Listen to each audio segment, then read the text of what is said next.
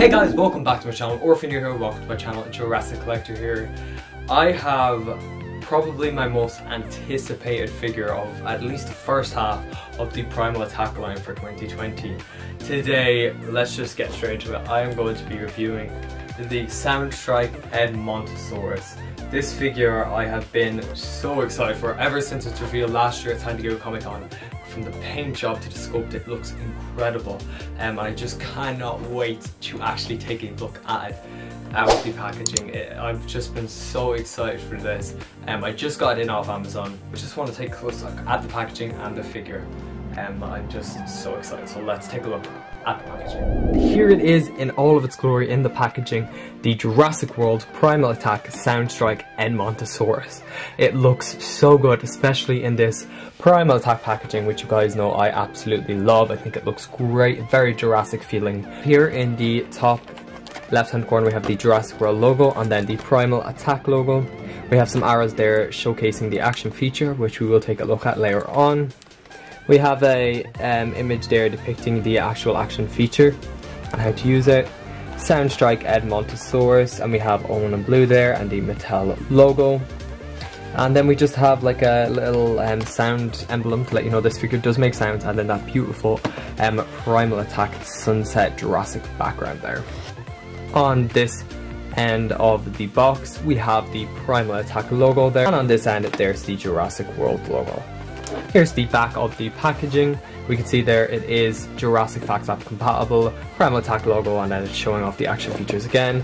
There are obviously the two other Sound Strikes available on this wave, so Cryolophosaurus and Triceratops, both of them are repacks.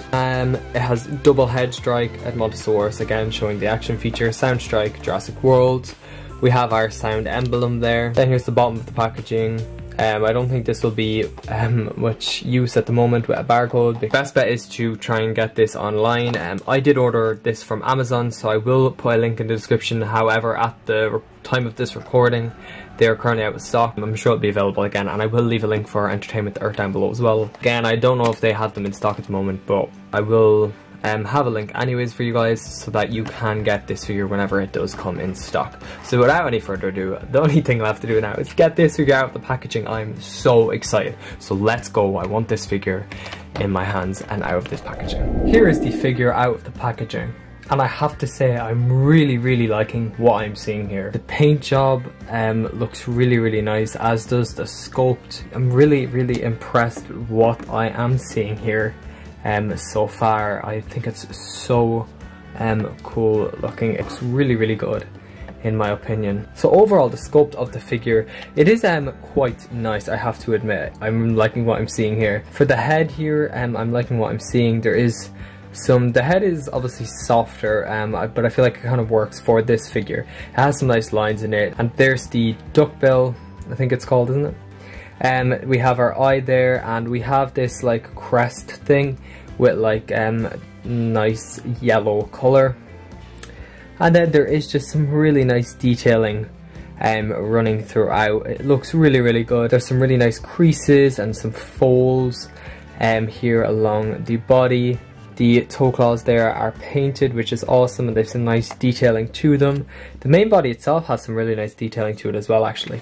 And something I really like about the sculpt, actually, are these like ridges and bumps on top. I think they look really cool. And back here, again, we've some really nice detail packed in there, and some nice creases and folds. I have to say, there's nowhere, one particular area that I have to say is like soft on detail, and that kills the figure or anything. There's some really nice detailing in the front legs and in the back ones, and the toe claws are painted. Now there is an extra toe claw. I just want to quickly talk about that. There is an extra toe claw on this. I don't know, I presume Edmontosaurus is only supposed to have 3, but Mattel gave it 4 on each foot. To me, this does not affect the figure at all. I'm not, the Jurassic Park dinosaurs aren't scientifically accurate anyways, so I'm not bothered by it. Some people are, but that doesn't bother me, honestly. It still looks like a stellar figure. The calves here are really thick and musculature. And some more nice detailing, some more lines and creases in the skin. Again, just the skin, the detailing is really nice. You can see it on camera, there's some really nice detailing. So for the paint job, this is one of the best things about this figure, definitely.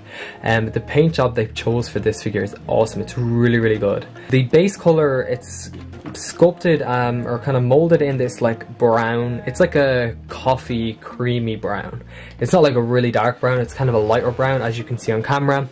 And then it has the second most prominent color running across the body. It's on the head here, and then it runs along the body. As you can see, it's this like dark, very, very dark green gray kind of color. It's like a gray green, or maybe a very, very dark blue mixed with gray. There's definitely a lot of gray in it, and then maybe a hint of blue or a hint of dark green. But it looks really, really good. The tail is a separate piece and it is molded in that color, so it looks really good. So you can see here in the head, there is a really nice blue color on the head, and I really love it. It really stands out. It's kind of like tropical. The rest of the body is very neutral and very realistic, but the head is like a really tropical, exotic kind of the paint job that's on the head, and I really like it. It does help the figure to kind of stand out a little bit more, and while also I feel like keeping it somewhat realistic, honestly. It is a really nice kind of light sky blue color and has some really nice patterning running along there. And as you can see where the actual eyeball is, it does kind of stop the blue here, then there's like that bit of like kind of grey showing through, and then it goes back to the blue, and I think that's really cool and it helps the eyeball stand out.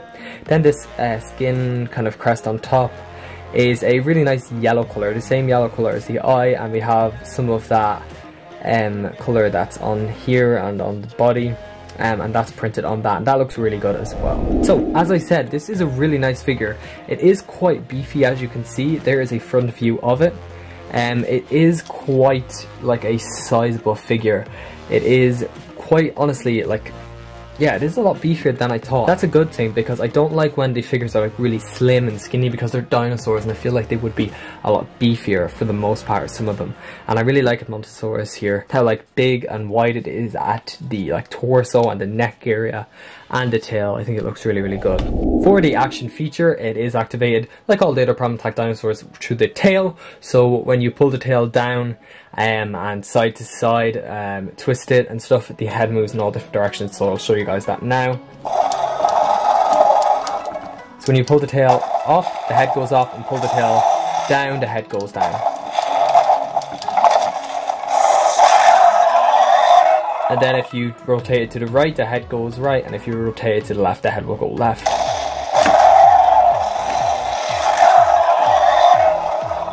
So that's one thing I really like about this Primal Attack feature. It does help create a very realistic kind of movement in the head there. As you can see, it does kind of definitely look really cool.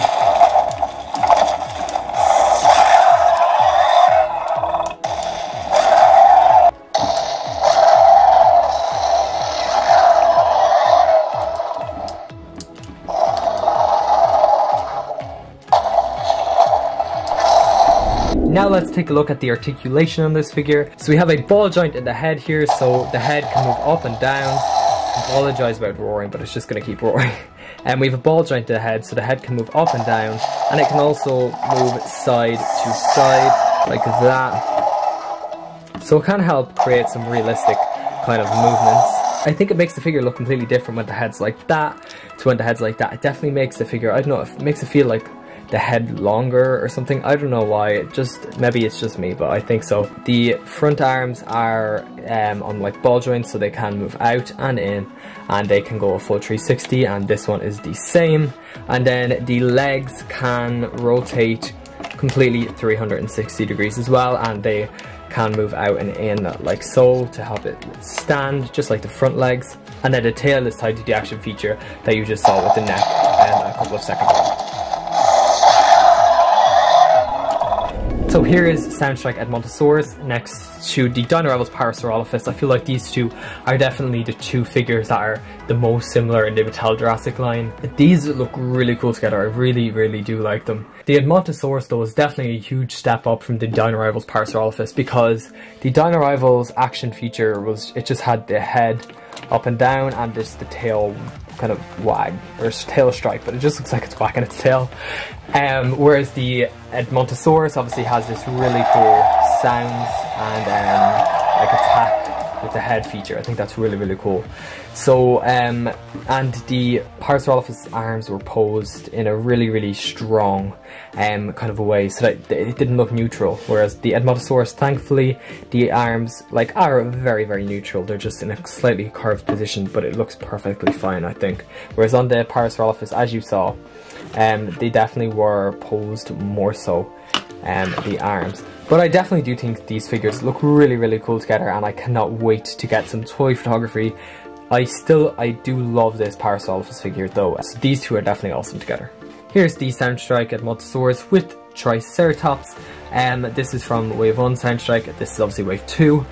These look, again, really cool together. Edmontosaurus is definitely my favourite though, I definitely prefer it than the Triceratops. They're basically the same size. Edmontosaurus is taller though, but lengthwise I would say they're just about the same. Herbivores, like especially like Edmontosaurus, Triceratops does get recognised quite a bit, but like Edmontosaurus doesn't really, so I'm really glad that Mattel decided to make it because it's probably my favourite herbivore by Mattel. So here's a vehicle with the Edmontosaurus. It is the Legacy Collection Jurassic Park Jeep. This is my favourite vehicle by Mattel, it's super awesome. And as you can see, the Edmontosaurus stacks up quite well to the Jeep. They're the same size. On camera it looks, the Jeep looks a bit taller, but if you actually get down to eye level, they are just about the same size. They actually look really, really cool together. And then here we have good old Alan Grant with the Edmontosaurus. Size wise, I'm not sure of the size of Edmontosaurus, but I feel like it probably would be a little bit bigger than this. I feel like this maybe looks a little bit undersized for the Edmontosaurus, but I'm not 100% sure. I'm not very, you know, well known on the actual size of Edmontosaurus, but I feel like it probably would be kind of up to there more so than down like that. Maybe not, I'm not sure, but I definitely don't think they look incredible together. I cannot wait to put it up in my collection. That is it for today's video. I hope you enjoyed my review of the Mattel Jurassic World Primal Attack Sound Strike Edmontosaurus from Wave 2.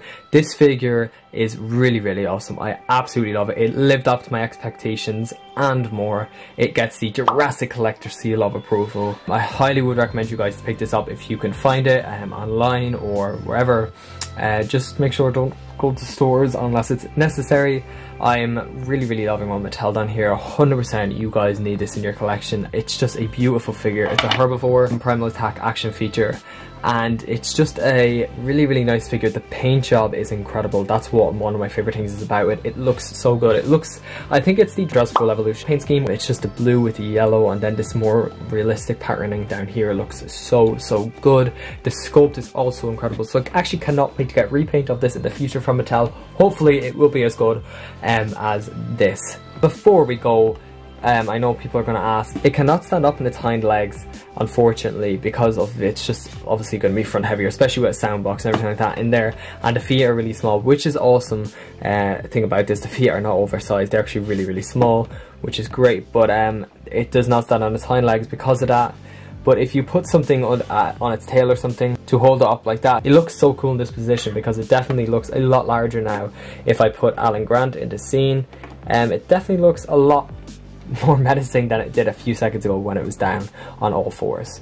There we have our stamp Jurassic T-Rex to let you know it's an official Mattel Jurassic World product. Here's the Jurassic Facts app scan code if you want to scan that into your app. So thank you so much for watching. Please make sure to like this video, really helps me out, and also I'm so close to 3k. I'm like literally 100 away. Make sure to subscribe down below if you haven't already, because it means the world to me and it really does promote me to make more videos. So I will see you in the next video, guys. Thank you very, very much for watching. As always, peace out. Rah, rah.